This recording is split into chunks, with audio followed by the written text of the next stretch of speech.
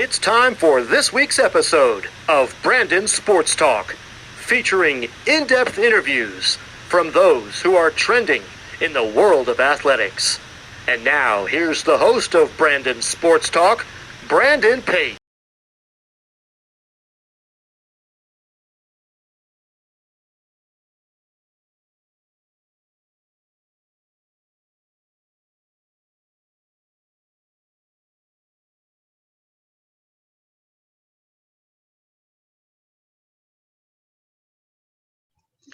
Welcome back to Brandon Sports Talk. In today's episode, I have the privilege to interview the Northern Illinois head baseball coach, Mike Kunigonis.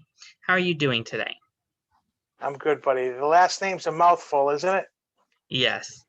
Can you talk about your coaching experience and how you got started? Yep, I got started right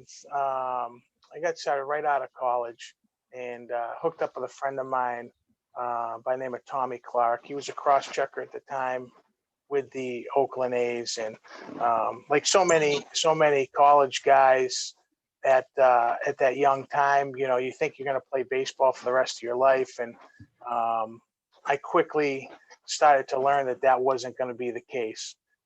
So I called Tommy and I said, "Hey, listen, Tommy, can you sign me? I'll go down. I'll do whatever I got to do. You don't have to pay me nothing. I just want to keep playing."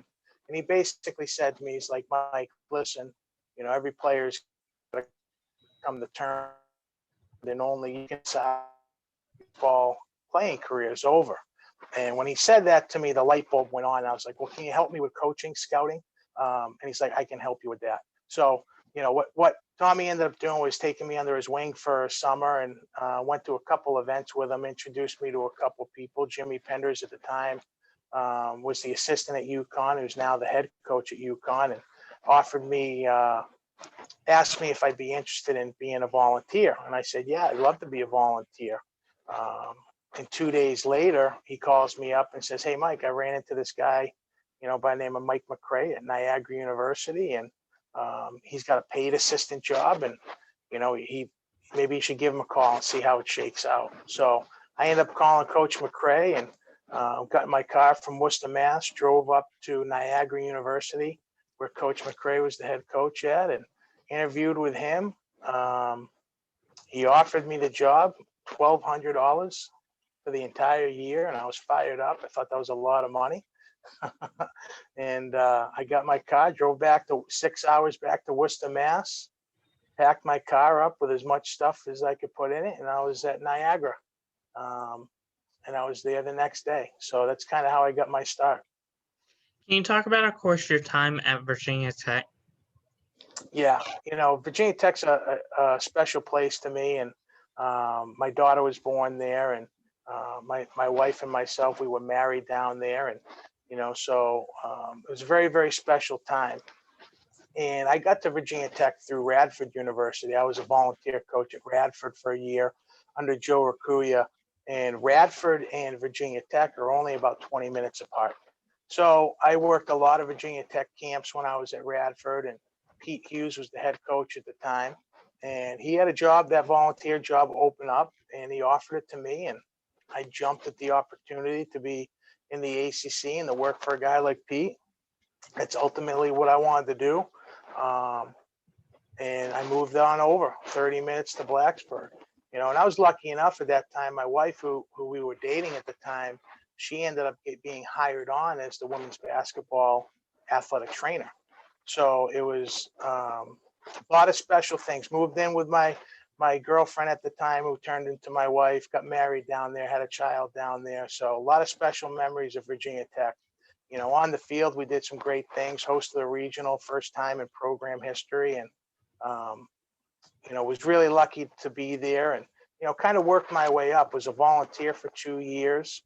I was on staff with Mike Gambino, who's the head coach at Boston College, and Dave Turgeon was the pitching coach, who's a coordinator now with the Pirates. You know, so around some really good baseball guys, and Mike ended up getting the head coach at Boston College job, and Dave ended up moving on to the Pirates organization, and Coach Hughes, I was lucky enough that Coach offered me the job, and that's how I became the full-time assistant. So I worked my way up from being a volunteer to being a full-time assistant. And then when Coach Hughes left to go to Oklahoma, I had the opportunity to stay on with Pat Mason, who became the head coach there at Virginia Tech. And, with my family, young family, really enjoying the area, I stayed there, and Pat promoted me to associate head coach. So, one of those positions to where I went from being an unpaid assistant to being a paid assistant to being an associate head coach in the ACC. It was a pretty special time and a dream come true for me at that time. That's pretty amazing. Can you talk about, of course, your time at Radford? Yeah, Radford was, I was at Radford for 1 year under Joe Racuya. Joe took over that job, and he was the recruiting coordinator at the time at Alabama. He took over that job at Radford. He played at Radford. And how I got hooked up with Joe was Mike McCray and Joe Racuya were really good friends from Joe's time at Marist College as the head coach, and being in the same league as Canisius. So I was at Canisius during that time with Coach Mack. We moved over from Niagara, and Joe was looking for a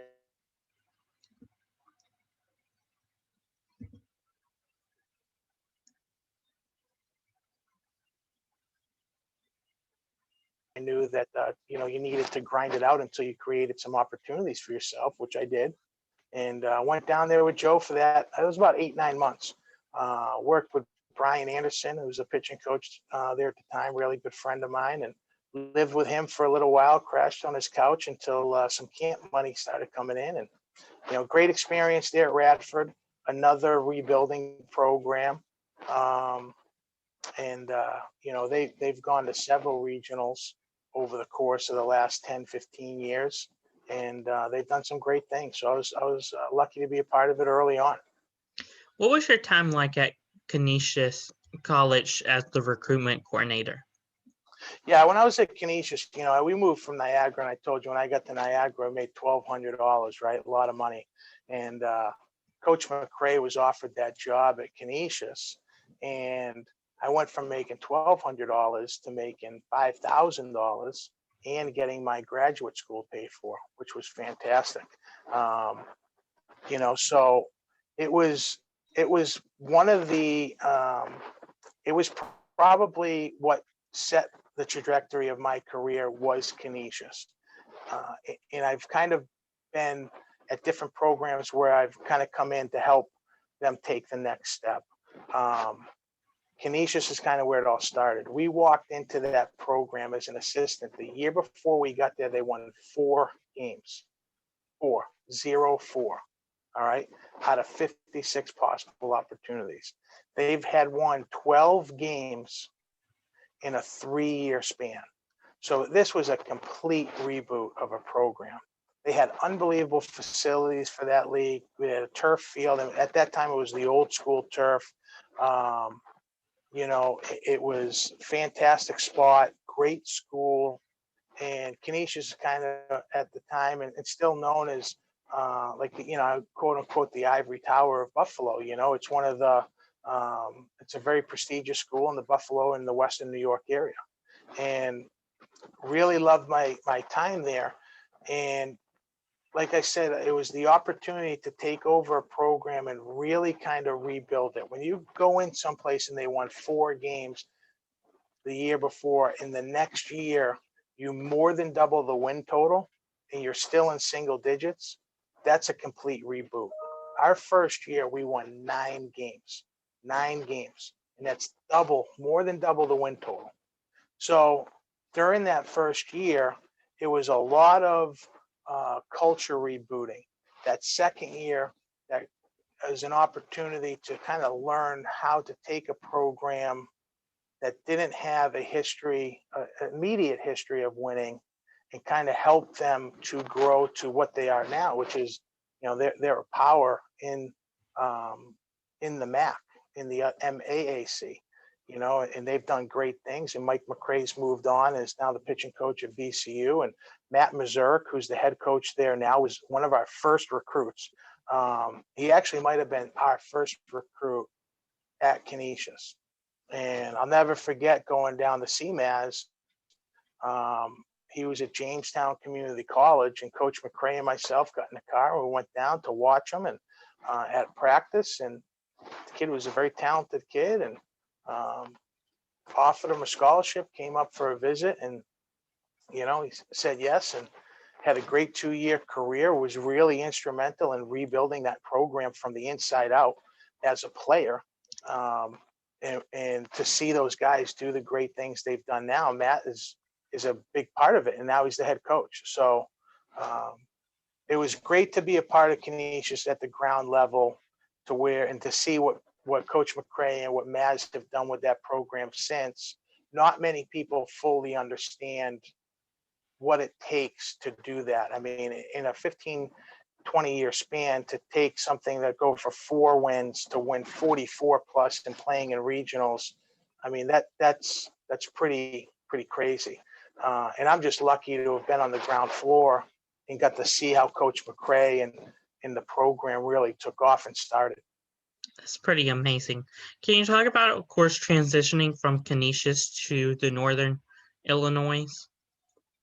Yeah, going from the kind of the trajectory it took was from Niagara to Canisius to Radford for Virginia Tech to NIU, and each step of the way kind of was a building block for me personally and as a career.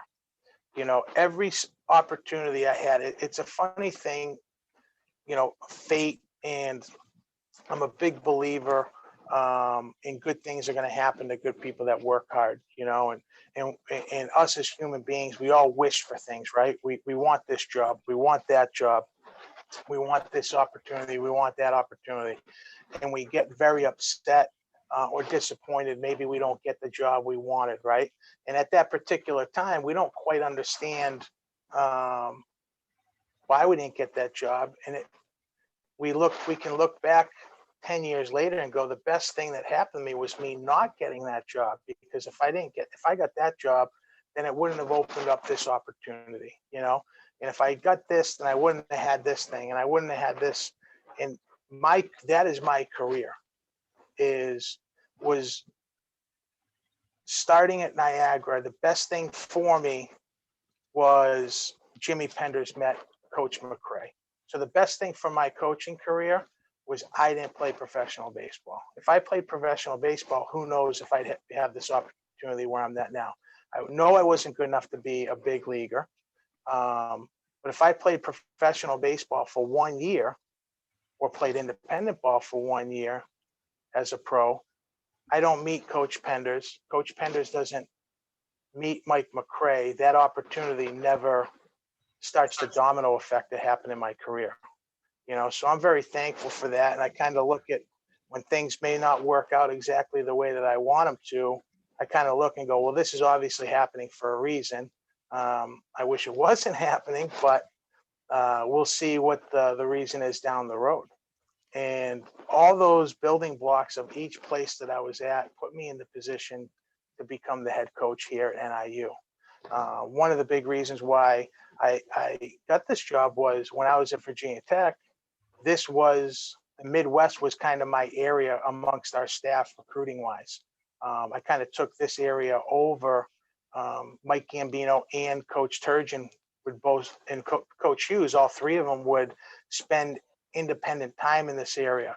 When I came in as an assistant under Coach Hughes, it was one of those things where Pat Mason took over really more of the Northeast, and I spent most of my time in this Midwest, and we kind of met in the middle in a lot of other areas. So when I spent a lot of time here, I met the head coach that was here at the time, Ed Mathey, who's now at North Central College.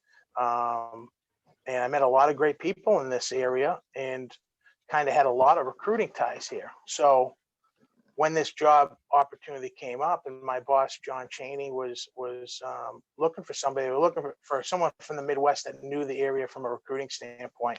And I was lucky enough to have that opportunity when I was at Tech. And that kind of set me up for where I am now. That's amazing. Can you talk about, of course, what you have accomplished so far?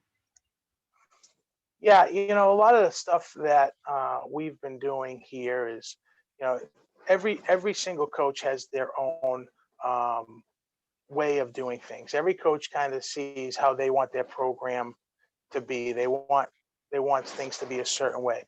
Not one way is right, not one way is wrong. Everybody's just different.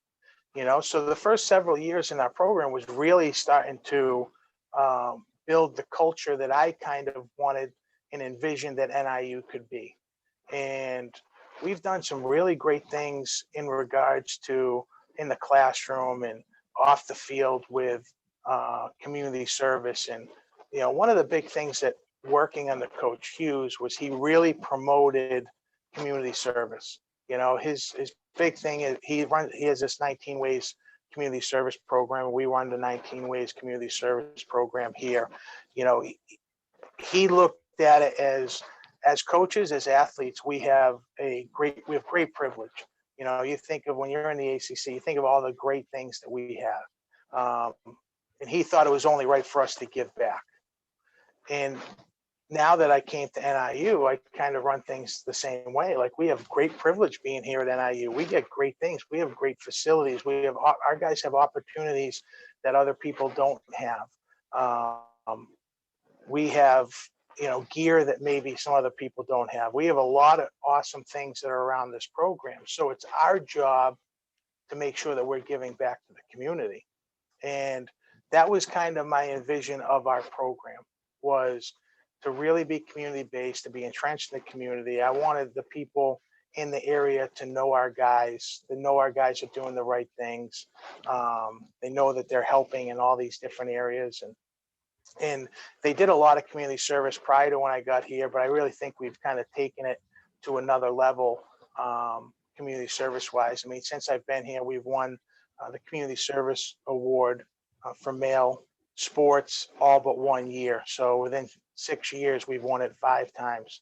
And we just take great pride in doing that. And I think a lot of that comes from our guys just understanding, that they need to give back, that, spending an hour at an assisted living facility with some older people that don't have maybe as many people visiting them now as other people, maybe some other people do.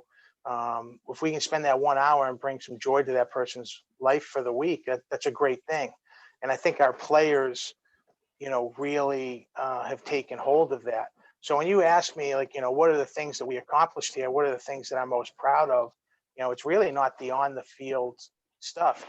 We finished 2 years ago, year before COVID, we're semifinalists in the MAC tournament for, I think it was the second time we've made it that far. And it's the furthest the program's made it. Like I said, happening one time prior to, winning 15, 16 games in the league and doing a lot of great things in the MAC on the field. Like, those are all great accomplishments, but the thing that I'm most proud of is the stuff that our guys are doing in the classroom and off the field, and really making a difference. And I personally believe if you take a lot of ownership in that, on the field stuff is easy, right? That's it's fun to go to play baseball. It's fun to go on the road and go on the road trips. And, it's hard, there's a grind to it, but, if you're a true baseball guy, you love it, right? The tough thing is doing some of the things maybe get you out of your comfort zone. So if you can become good at stuff that you're uncomfortable doing, and, which is maybe you're not comfortable going to meet new people. And I think we have a generation of kids that is so technology based that the face-to-face interaction is gets lost sometimes, right? So when we do these community service opportunities, it's a lot more face-to-face stuff. And if our guys are thriving out of their comfort zone, then we should be able to thrive in our comfort zone. Can you talk about, of course, the Husky Ball that you created in 2016, your first season there? Yeah, it's just, we call it Husky Ball, right? It's just the way that we're going to play. We're going to be, blue collar, grinded out, nose in the dirt type guys. That's really what we want. That's the type of player we want. We want the guy that just loves the game, the guy that comes off the field that's just dirty. You know what I mean? You got those players that come off that they look like Pigpen when they're done playing. And you have them in all sports, right? You got the basketball players that, they come off the field and they look like they just jumped out of the pool because they're just, they work so hard and, they're just soaked in sweat. You want those grinder type mentality people. And that's really what Husky Ball kind of really embodies, is just that blue collar. We're going to go to work and punch the clock and put our hard hat on. And there's a lot of other cliches that you can use, but that's really what Husky Ball means. Is we're just going to do the right thing. We're going to work hard, put our head down, and hopefully when we pick it up, we're going to be in a good place. That's pretty amazing. Can you talk about, of course, what the recruitment process looks like for prospective student athletes? Yeah, it's really that's kind of a loaded question, right? I mean, COVID-19 in 2021 has really changed the game recruiting wise. It's paused recruiting in a lot of areas, but that doesn't mean that just because something on pause doesn't mean that it's done, right? So we're not allowed to do a lot of things by going out, and there's a lot more video, and there's a lot more of that type of thing, and live feeds. And we've been really trying to stay the course, and I believe in seeing people live. I believe that in going to see people multiple times, because there's a lot of stuff that you see on the field, and just how somebody handles adversity, handles failure. You don't see that from video. And that's what I'm really looking forward to getting back, hopefully this summer, and maybe in April or whenever the NCAA wants to open this thing back up. I'm excited to get back out and see players, because when we recruit guys, we're recruiting character. Obviously we're recruiting talent, right? The foot in the door is the talent. We think you're talented enough to play here. All right. But you asked me about Husky Ball and what Husky Ball is. You need to be able to fit the Husky Ball mold. If that's not your mold, then that's fine. That doesn't mean you're not a good player. That doesn't mean you're not going to be a good college player or a good fit in some other programs. We just look for a certain type of player. That's it. Again, it's not right. It's not wrong. It's different. That's how we do things. Okay. So yes, we're looking for the talent side, but I'm looking for Husky Ball guys. I want to see the guy handle adversity. I want to see the guy roll into a double play as a hitter and see how he goes out and plays defense, right? I want to see the pitcher give up a couple hits and see how that person reacts under some stress. Are they going to fold the tents and shut it down, or are they going to rise to the occasion?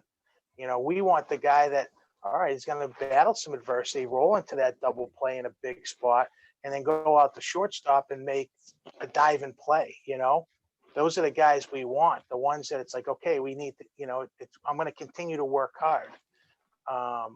This negative effect that I just had is not going to hinder me from making positive plays or being a positive influence moving forward. That's kind of the Husky Ball type of guy. And you can only see that from going to see games, So we've been kind of slow playing the COVID-19 recruiting when it comes to the video stuff. We're watching a lot of videos.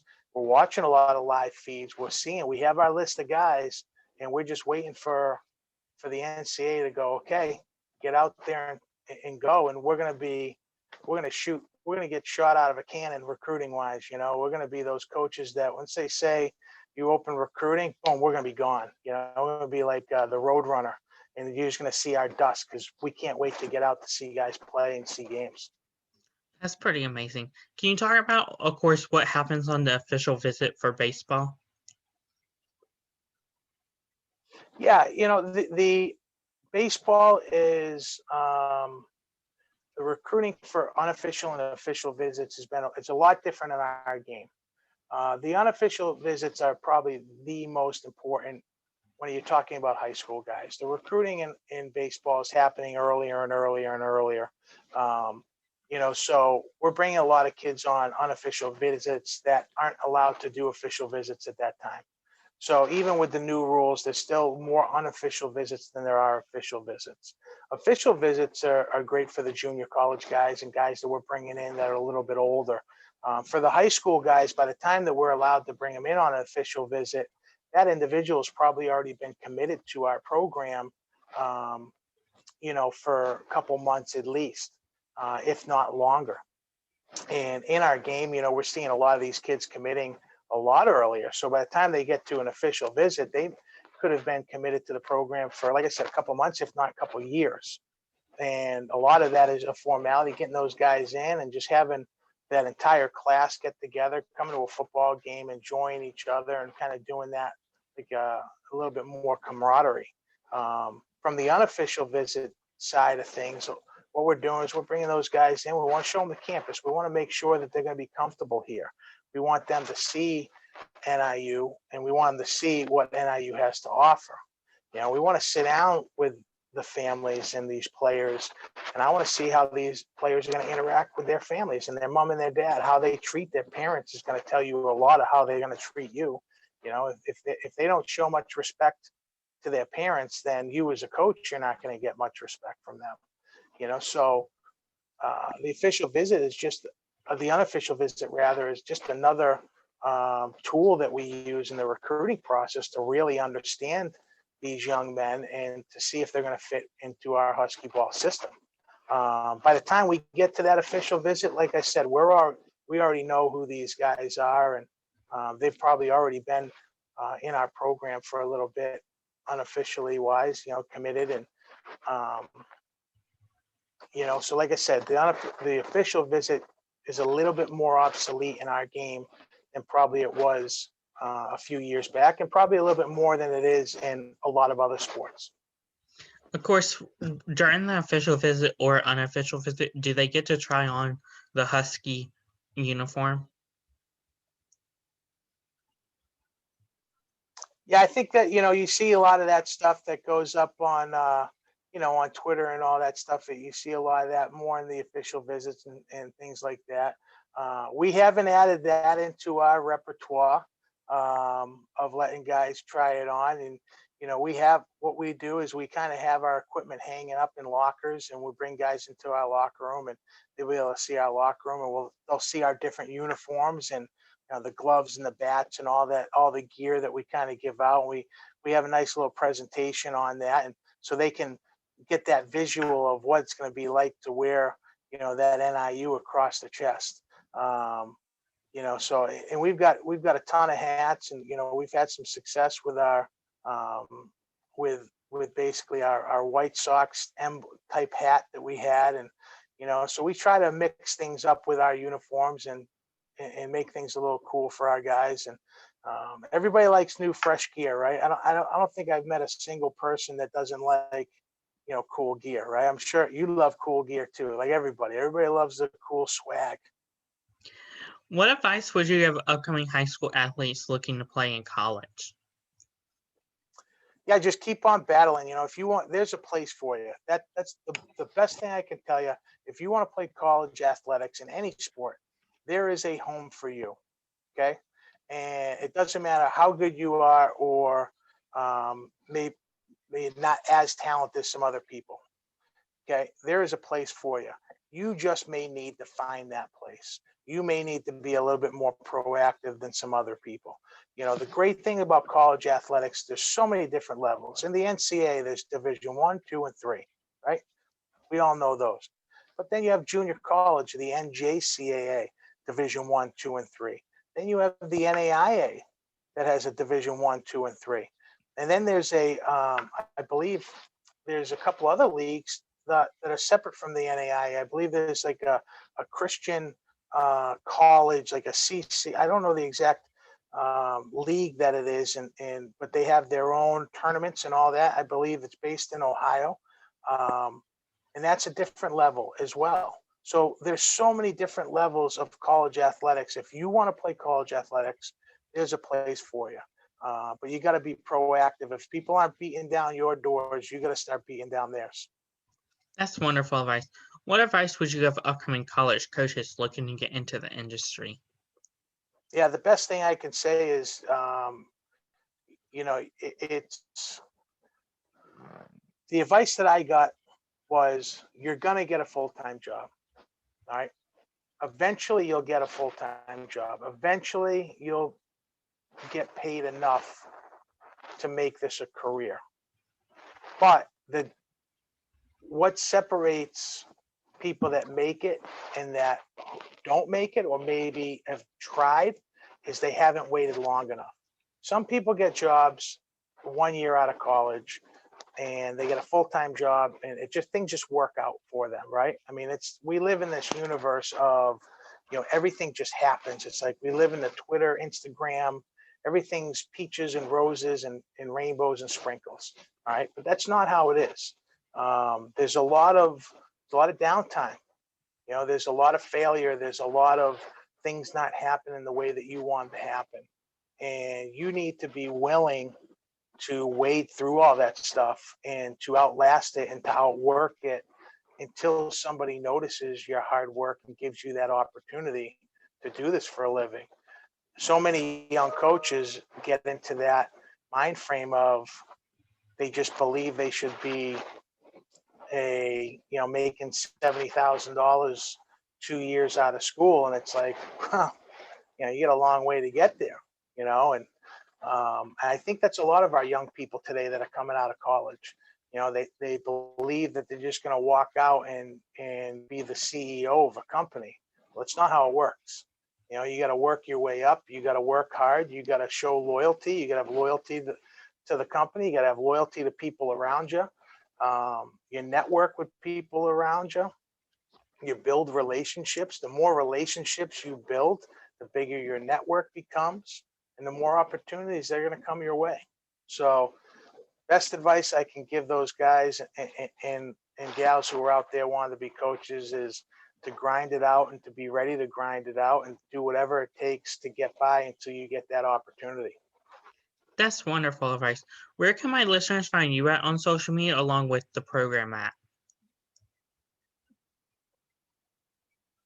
Yeah, I believe it's I'm at Mike Kunigonis on Twitter. And then, we have our NIU baseball official Twitter site. I'm pretty sure you can find all that stuff on our athletic website here at NIU. Thank you again, Mike Kunigonis, for your interview, and best of luck in this upcoming season. Thanks, Brandon. Appreciate you, and best of luck to you as well.